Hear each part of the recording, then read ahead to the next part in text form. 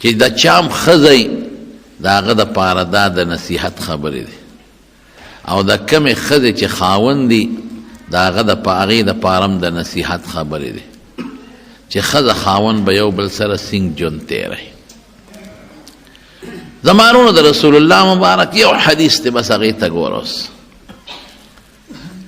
نبی علیہ السلام د خاوند متعلق فرمایي وی خیرکم خیرکم لأهله. خلک وی پلان کې ښه سړی دی، پلان کې سړی ډېر ښه سړی، ډېر زبردست سړی. نه د حضور پاک مبارک نه تپوس کو چې ښه سړی څوک دی. رسول الله مبارک فرمایي خیرکم، په تاسو ټولو کې غوره سړی، په تاسو ټولو کې ښه سړی. خیرکم لأهله چې خپل کور ښځې بچو سره ښي. هلکه خبرې مه کوئ، پرېږدئ. چې کوم سړی په خپل کور کې خپلې ښځې سره او بچو سره ښي، دا په تاسو کې ښه سړی دی. بارخوار سړی ښي، یار دوست سره ښه ژوند تېروي. چکرې چې کور خفه شي، یار دوست ته ویده چې ځو مري ته. چې کور خفه شي، یار دوست ته ویده چې ځو چې مړه چکر ولګو. نو بارخوار سړی ښه سړی دی. او چې کور ته راننوځي نو زمرۍ یې د برېتو نه نیولي، ښځې ته غوسه.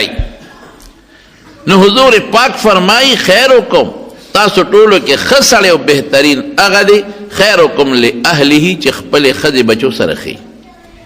وانا خیرکم لأهلی، او زه په تاسو ټولو کې د خپل اهل سره ګورې ښیمه. رسول الله مبارک د خپلو بیبیانو سره او د خپلو بچو سره، د خپلو غلامانو سره او د خپل خاندان سره بهترینه زندگی تیره کړې ده. سړي ته داسې وي چې کور ښه ژوند تېر کا، چې ښه درې صفت وکړي. او زه به یې در یو څو مثاله درکړم. یو ځل نبي علیه السلام مبارک اوبه وغوښتې، عائشې صدیقې رضی الله تعالی عنها سره جام په لاس کې وی عائشې چې ته کله اوبه وڅښې نو باقي ماله راوړه. او ورته وی نه د الله رسوله مخکې به تو وبس کې، بیا به وروسته زه څښم. وی نه تو څښه. نو عائشې بیبي اوبه وڅښلې، نو بیا یې وله جام راوړه. نو چې جام یې راوړه نو رسول الله مبارک ته تپوس وکړو، وی عائشې شونډې دې په کوم ځای پرتې وې؟ نو عائشې بیبي ورته ګوته ونیوه، وی صاحب په دقه ځای مې شونډې پرتې وې، دقه ځای مې شونډې پرتې وې. قسم دی حضور پاک مبارک د عائشې د شونډو په ځای خپلې شونډې کېښودې او بیا وڅښلې. اوس یو سړی ښځې سره دومره مینه کوي او د خپلې بیبي سره دونه محبت کوي چې د هغې شونډې په کوم ځای لګېدلې او ته ویم په دقه ځای د شونډې اکدم دا ښځه به ترې قربانېږي او که نه به قربانېږي. زمونږ ستاسو نه مخکې ښځه اوبه څکي شي، او خو دې څکي، ای څه دا مردارې شونډې دې نیولې دي، ټول جام دې ولاړه، خدای بیخ وباسه، ورشه توی که شابه او جام شوړه که، نه بیا پکې اوبه راوړه. دا د شریعت خلاف خبرې دي. ښځه څه وینځه خو نه ده، ښځه د سړي څه نوکره خو نه ده، خو چې ته سینګ د الله بنده ده هم د خدای بندګۍ ده.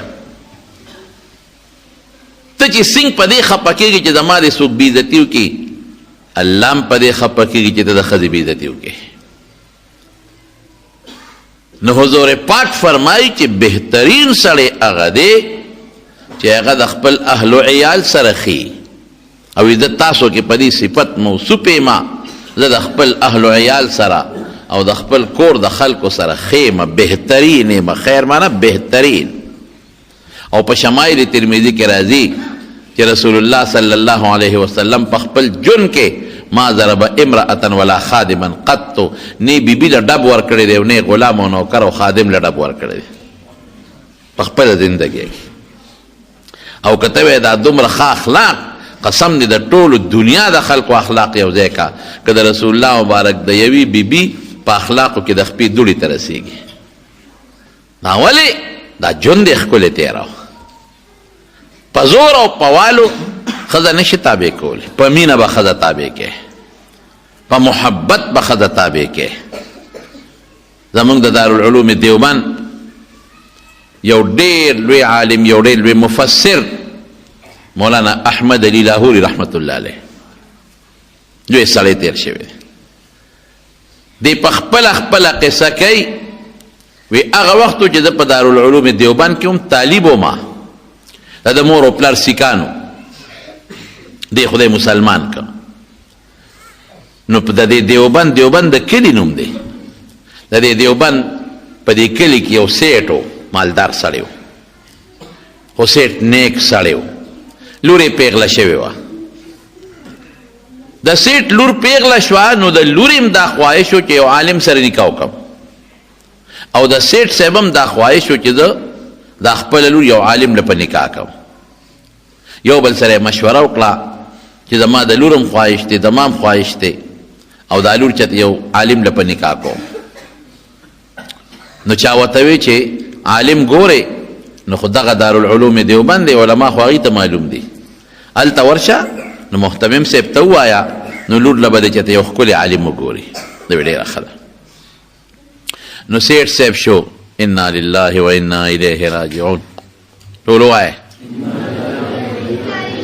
بجلی چې لاړه شي یا تکلیف راشي زر انا لله وایه نو که په دې مدرسه کې داسې یو نیک غوندې عالمي نوجوان نو ما ته وښایه چې دا لور ور په نکاح کوم یاره په دې لار راتلم په دې چمن کې مې یو لیک ولید او مې خوښ شو که هغه واده نی کړی او د هغه خواهشي نو لاول مې اخ دی او که بالفرض د هغه زړه نه کېږي یا واده کړي بل به راله وګورئ محتمم صاحب هوښیار و هغه وی ودرېږه راده د خوښې دا بلاول وګورو هغه پسې هلک ولېږه راویې غوښته مولانا احمد علي لاهوري وی زومه وی ما ته محتمم صاحب وی چې دا سیټ صاحب دی زمونږ د دې کلي د دې دیوبند دیم نیک سړی دی لور هم نیکه ده د دواړو دا خواهش دی چې یو عالم سره دا لور په نکاح شي نو تا باندې راتیر شو ته خوښ شوې څنګه دې خیال دی واده دې کړی دی ما وی چې نه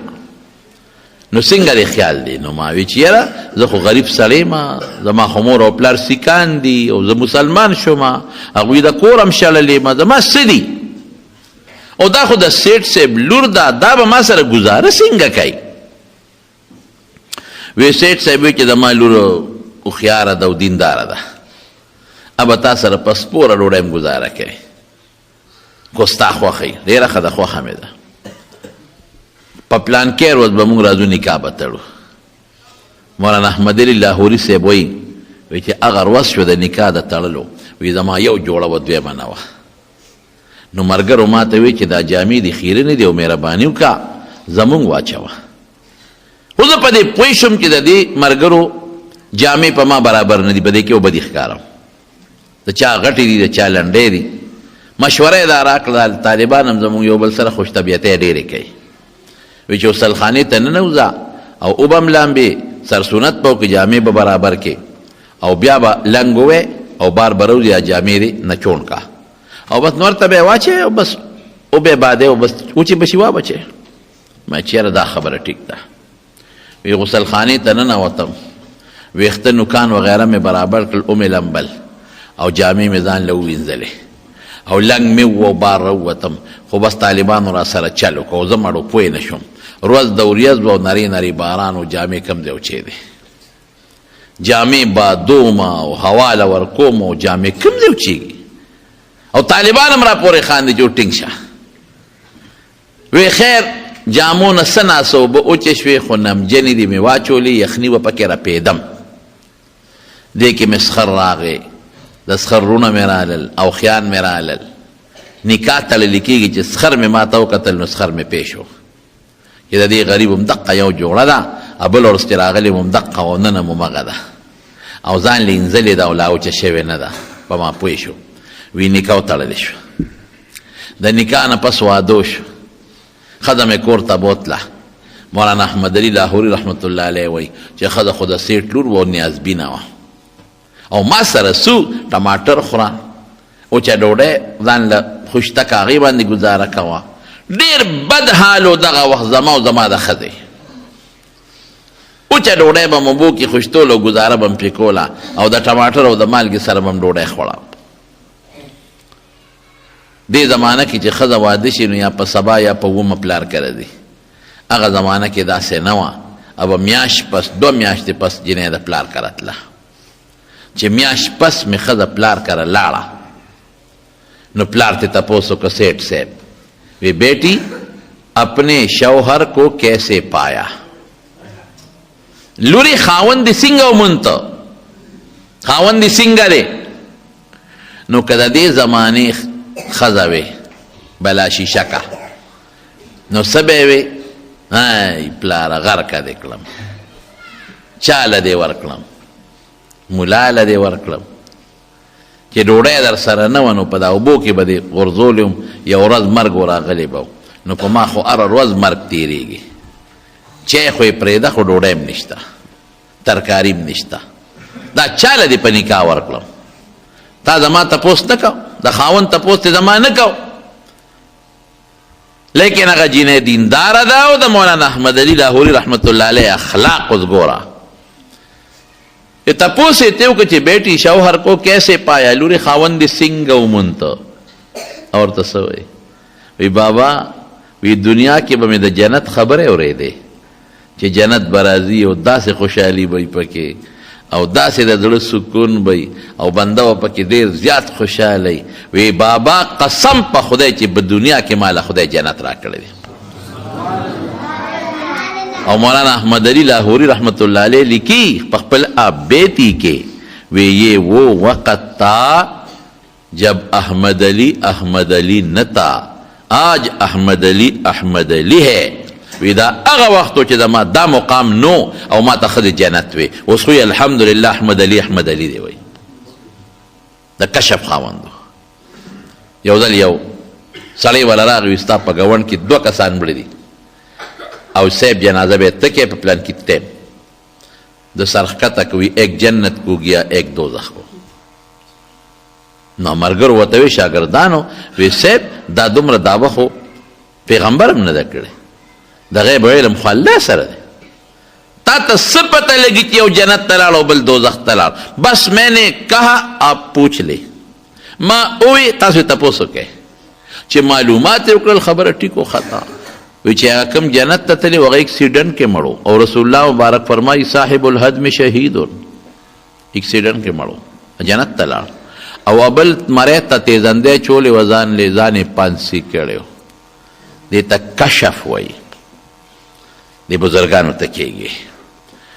یو ځل یو سیټ ورپسې راغی وی صاحب جومات مې جوړ کړی دی لومبې مونځ به پکې تکې افتتاح به تکې.